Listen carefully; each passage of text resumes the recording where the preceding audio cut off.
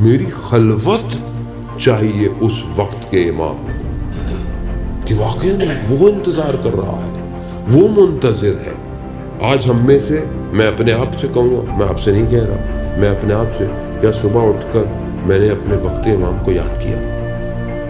میں نے یاد کیا، میں نے پکارا اینہ سبب متصل بین ارض و سما، کہاں ہے جو زمین اور آسمان کے متصل ہونے کا سبب؟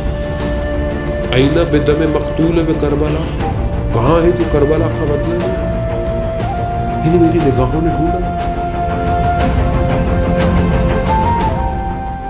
میں گیا ابھی آپ کے سامنے 40 کربلا، آپ یقین کریں، میں کیونکہ بہت امام پر ذکر کرتا ہوں تو سب سے زیادہ میں اپنے آپ اپنی ذمہ داری سمجھتا ہوں۔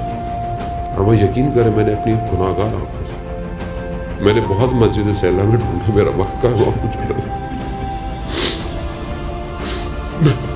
میں نے کربلا کے حرم میں امام حسین کے اندر، اس رش کے اندر شاید کوئی ایک شخص نظر آ جائے کہ جس کے لیے میری آنکھیں بچپن سے ترس رہی ہیں، جس کے لیے میں کہتا ہوں کہ متا ترانا، کہ میں کب دیکھوں گا تجھے، کہ جب میں پوری مخلوق کو دیکھ سکتا ہوں امام زمان، میں تجھے کب دیکھوں گا؟